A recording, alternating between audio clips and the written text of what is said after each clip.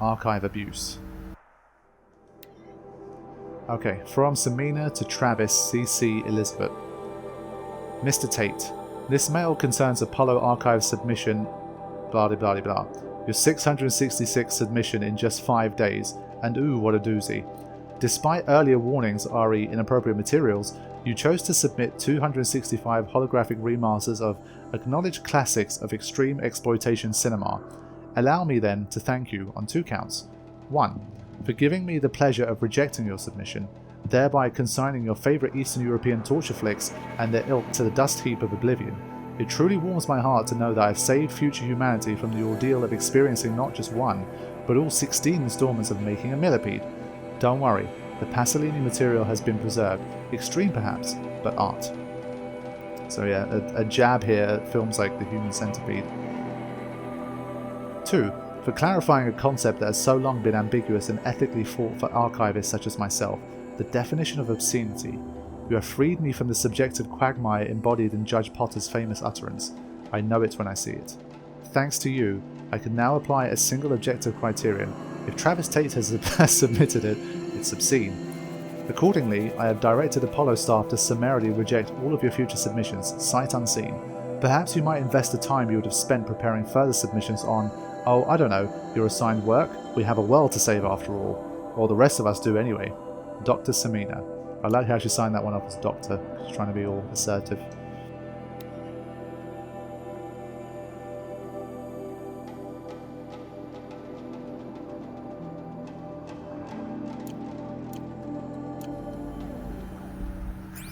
But yeah, that's a whole different argument about like these, you know, the right of certain things to exist or not.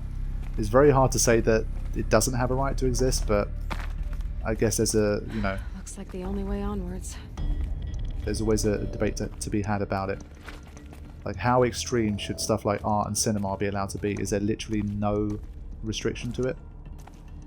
I guess there shouldn't be, like in the most, you know, big picture sense, but it's kind of easier said than done.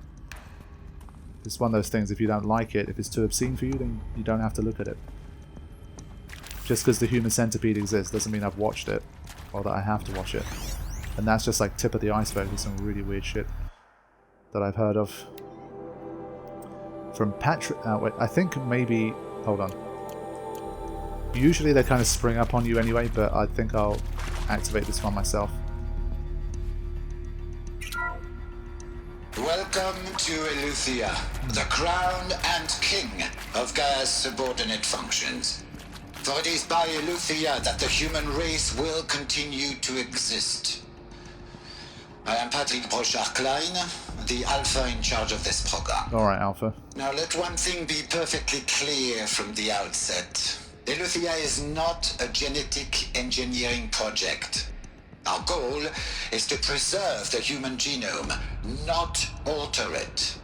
A snapshot of human genetic diversity, literally frozen in time. The genetic quintessence of our species, unmodified.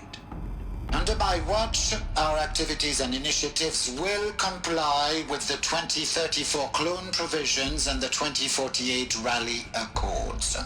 Now that may seem a quaint, even trivial concern to you in light of present circumstances, but as one of the authors of the Accords, it is far from trivial to me. The practical challenges before us are staggering in scope and complexity, but not insurmountable. No. Global collation and provisional storage of zygotes, perfection of exogenic technologies, design and perfection of servitors, to provide nurture and inculcation during early child development. All of these program components must and will proceed in tandem. To say nothing of the breakneck construction of cradle facilities at sites around the world. So, si vous êtes prêts, let us begin. Interesting. I mean, with this whole kind of AI business, and the fact that there's an AI like Hades that can decide, you know, oh, things have gone wrong, let's just wipe everything out. Full already. I don't really trust the fact that there's going to be literally no genetic engineering involved. Surely if it's an AI, it's going to be like, well, certain like genetic markers are better for life and survival than others, so let's weed out these people and that kind of stuff. So I don't know. Now, there was a thing that I didn't read. At least the audio data points are really filling out now, which is good.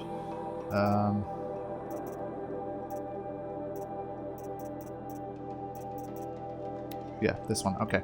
So from Patrick to Elizabet. The exogenic chambers arrived 2 days ago. I spent the last 36 hours examining them and poring over technical documentation. They're a revelation. Astonishing.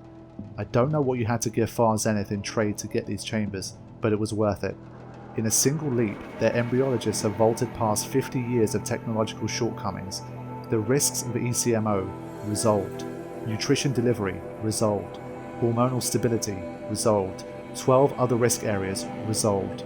Before I examined these chambers, I considered the Odyssey to be a fool's errand, but if the rest of FZ's technology is at this level, well, a human colony around Sirius doesn't seem so impossible after all.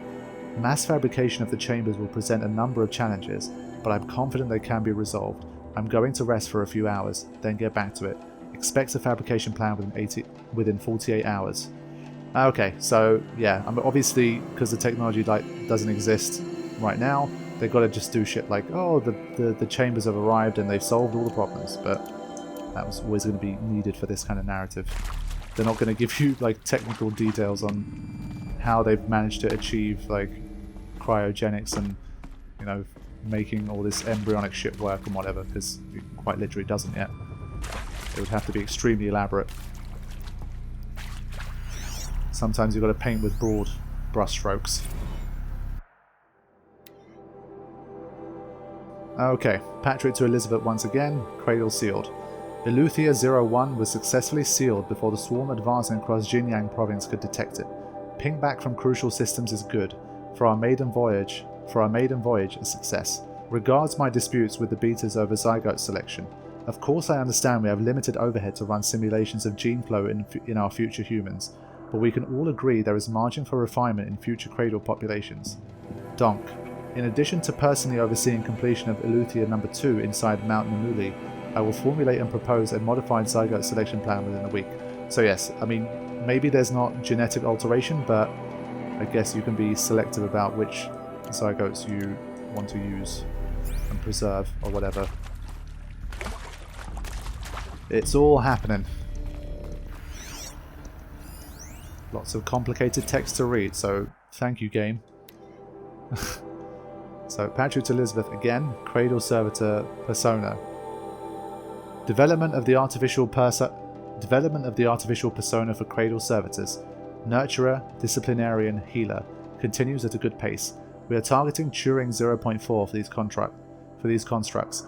This should allow low-grade empathy and limited improvisation without undermining adherence to codified behavior sets. The stimulus-driven switching of persona, however, is proving to be a greater software challenge than anticipated, especially concerning our entrenched feedback loops within the disciplinarian and the healer persona. I have also attached the reports from an incident where a servitor running the mother persona intervened on a disciplinarian servitor's behavior. A parental argument, if you will. Amusing at first glance perhaps, but deeply concerning.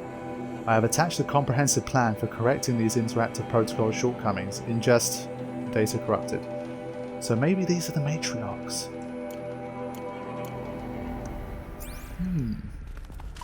The servitors. Now.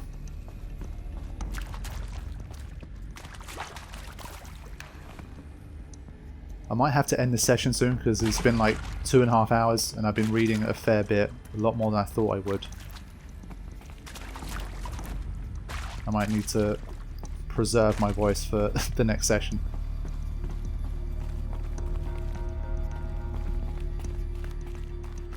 Cradle facilities. Elizabet said a new generation of humans would be spawned inside such places. She did. All Mother Mountain. It was one of them? There's only one way to be sure. The hatch wouldn't open. Something about a corrupted alpha registry. I need to search Elizabet's office. Yep, it all goes back to there.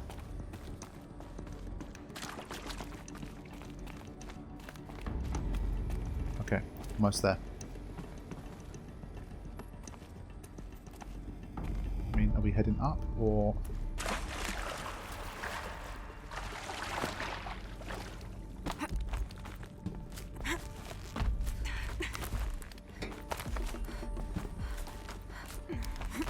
There we go.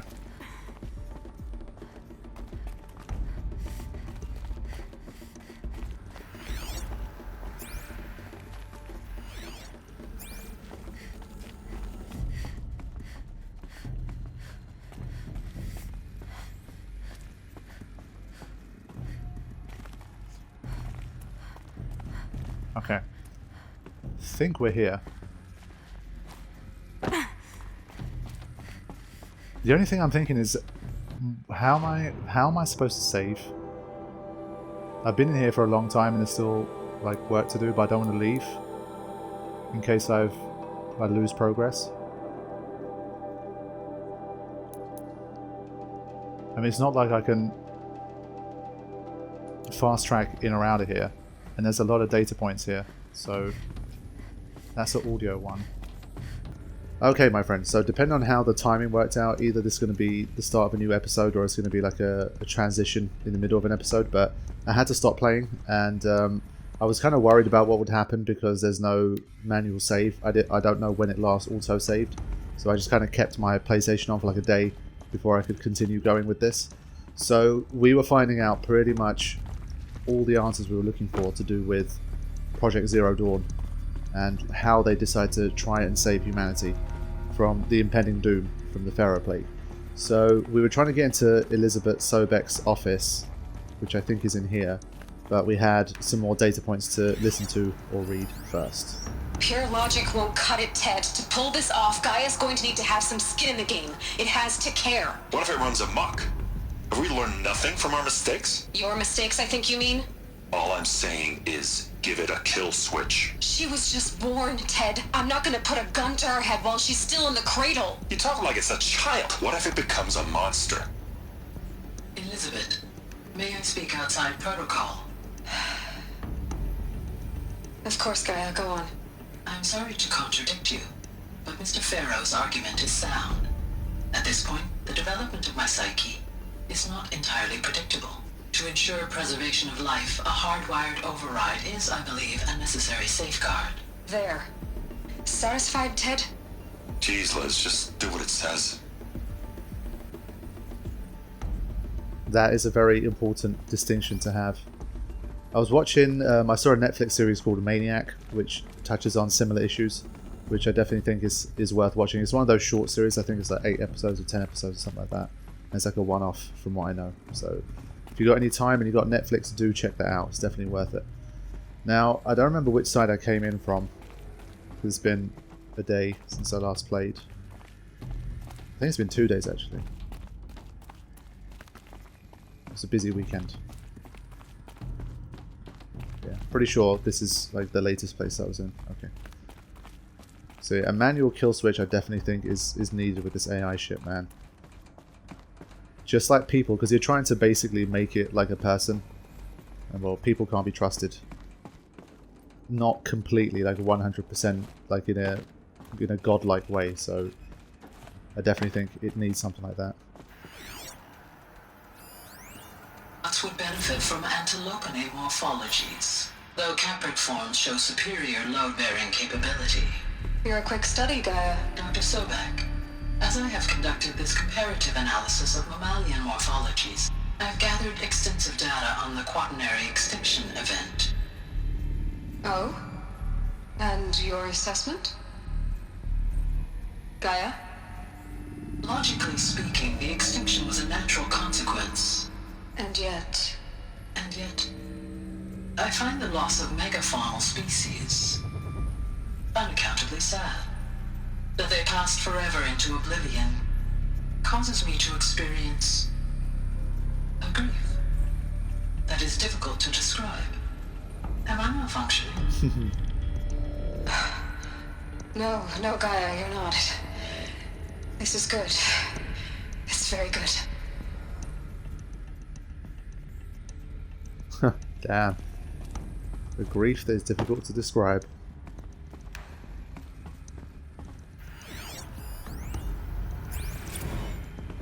You will undergo a brief period of unconsciousness during relocation to Prime and final instatement. Elizabet, may I speak outside protocol? When you're back up and running at the new site, we'll bring the subordinate functions online and see where we stand.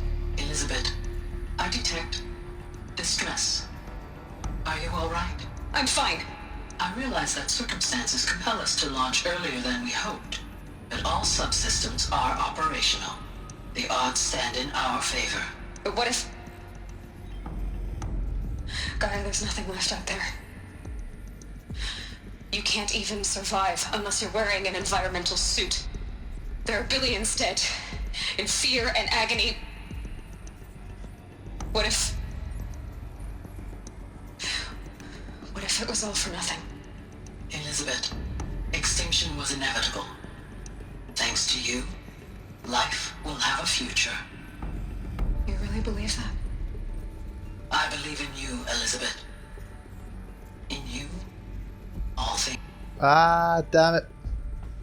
Oh, such an interesting part of the story, man. I think I remember mentioning in the last session that I guess humans are like the first species on Earth that have ever had the power to kind of go against their kind of the destiny that nature has for them. Because I mean, she says extinction's inevitable, and well, that's the impression that I get, you know, from the way the world and the universe works. It's just things just come and go, man. I mean, that's just how, that's what life is, kind of thing. But I guess humans are very unique in that sense, where we can kind of at least delay the inevitable to an extent that no species has been able to do on Earth up until this point, from what we know. So it's pretty insane. So here we go. There's going to be some cool stuff in here. She has some blades in her office. Nice. Ah. Odyssey has failed. From Elizabet Sobeck to all alphas. All. Some terrible news, I'm afraid. Far Zenith has informed me that the Odyssey mission has failed. Last night, telemetry indicated a catastrophic antimatter containment failure as the drive spun up to depart the solar system. The ship, its crew, its cargo of zygotes and seeds, its alpha build of Apollo, all were lost. Zero Dawn is now the only hope for the continuation of the human species and earthly life. We must succeed. Elizabet. Oh shit. So I was pretty sure that this thing also worked, and like this whole, like the zygote business, that's how life continued on Earth. Now that leads me to think, well, how did it all work? I mean, did they implement the same thing inside like inside the caves and all that kind of stuff? So, damn. So that's why Apollo failed as well. That is huge. I thought that kind of the two things all kind of happened. I thought the two things happened simultaneously, but I guess there was no spaceship stuff going on. Artemis status. From Charles Ronson to Elizabet Sobeck. Artemis status. It's coming along, Liz. I'm positive about it, if those words can still mean anything. Had my sleeves rolled up negotiating with frozen zoos for their samples. So many species trapped in ghoulish hologram dioramas, suspended in what-ifs. More than 14,000 that went extinct between 2000 and 2043. We've started mapping out primary succession, selecting the pioneer organisms for a balanced and sustainable biosphere, microorganisms and insects, rabbits and hawks, foxes and wolves, thousands more that will have to wait their turn until our new generation can be entrusted with the duty of restoring them, so they can return to a world that, this time, will understand the concept of conservation before it's too late. There's already been too many lates. We lost a whole collection team during the swarm breakthrough in Myanmar. The samples lost were, well, irreplaceable. But thanks to you, Liz, the circle of life will bend, not break. The Earth was a lifeless rock before, and someday it will be again. But not now. Not like this. Not on our watch. So it's exactly what I was mentioning before.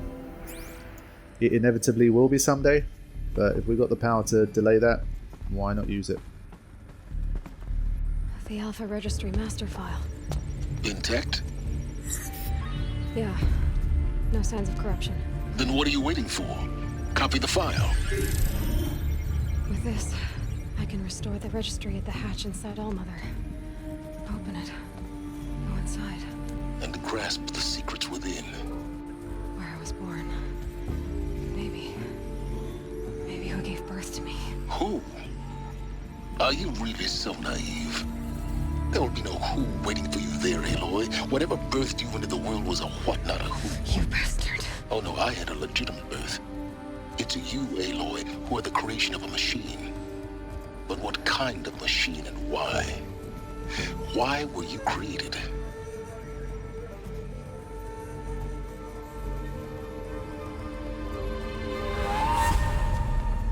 Eclipse. You need to get out of there. What you found is too valuable. You're too valuable.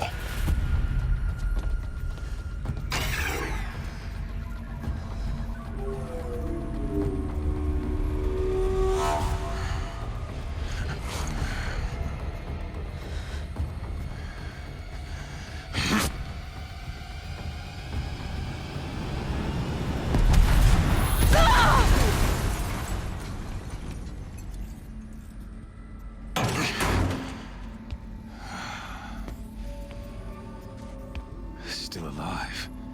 Good. I have a more suitable death in mind for you, child. Oh wow.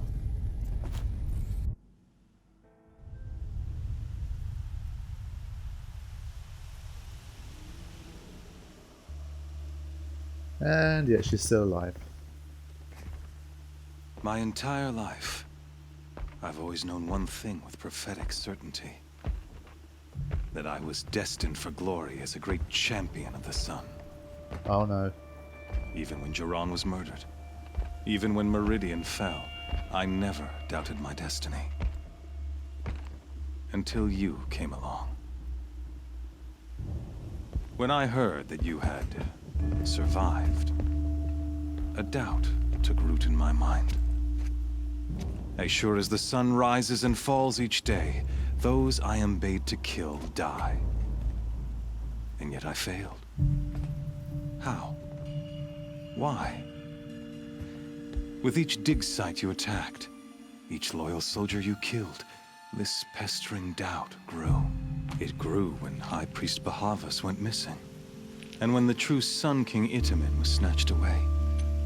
It not only grew, but multiplied. I kept thinking of the moment my knife pierced your throat. One twist, a simple tug of the blade, and you would have bled out. In slaughter, I am a practiced hand. So why hesitate? Why fail my destined purpose? Ross, you knew it was wrong trying to bore me to death. You knew it was wrong. I don't think this guy really gives a shit about that. I'm gonna say Rost. See that scar on your cheek? You didn't get to finish. Yes, I remember. He fought well. For a savage. His name was Rost, and he was a better man than you could ever hope to be. The better man is the one who doesn't end up with his guts steaming on the ground. No, it wasn't him. I could have finished you before he attacked. But I didn't. This failing troubled my thoughts, haunted every step. It was only when I captured you, down in that place, that I finally glimpsed the sun's design etched at length across the course of events. You were meant to survive that day on the mountain. Meant to interfere at dig sites and kill my men. Meant to eliminate High Priest Bahavas. Meant to snatch Itamen away. Conversely, I was meant to capture you. Here. so that you might die as a sacrificial offering to the sun. Everything as it was meant to be. Predestined and preordained. You're a thug, you're a fool, you're a puppet. Some destiny. You're following orders, not some grand cosmic design. You're a puppet, with Hades yanking the strings. A pawn pushed around by larger forces. It'd be laughable if there weren't so much killing involved. Hades is an ancient machine, not the buried shadow of Karja myth. It doesn't care about Meridian. It wants to kill everything and everyone. And you are its dutiful slave. I serve not the buried shadow, but the sun in shadow. All halves of nature joined to one cause. Shadow to sun, dark to light. Do you really not hear how ridiculous that sounds? You've gone from serving an insane homicidal Sun King to an insane homicidal machine. You're moving down in the world, not up. I'll remember those words as I watch your corpse burn. Whatever's left of it. You fail to grasp the point. As surely as you've been conquered, so has all doubt. And with certainty of belief comes unstoppable force. Then open this cage and put your faith to the test. See if things work out like you expect. The circle has closed. Every element is in its proper place, exactly where it belongs. The errant beast, now caged, will serve her true purpose. A sacrificial animal. Oh, speaking of sacrifice, I forgot to tell you. After you crashed the Eclipse network, I sent messengers into the east to rally the forces there and mount an invasion of the sacred land. I ordered every Nora killed. I was hoping to catch you there, but alas, it all seems to have been unnecessary. They cast me out, needless slaughter, they're irrelevant. Well, I don't like any of these answers, to be honest, but... Why butcher dozens of innocents for no gain? It's a waste of effort. You're right. I won't even be there to enjoy it. In any case, I couldn't recall the order even if I wished to. Thanks to your destruction of the network, communication over distances is impossible. You not only doomed yourself, but an entire tribe. Do we not see the scorching judgment of the sun in these events? Your focus. Such a powerful device, isn't it? And yet, so fragile.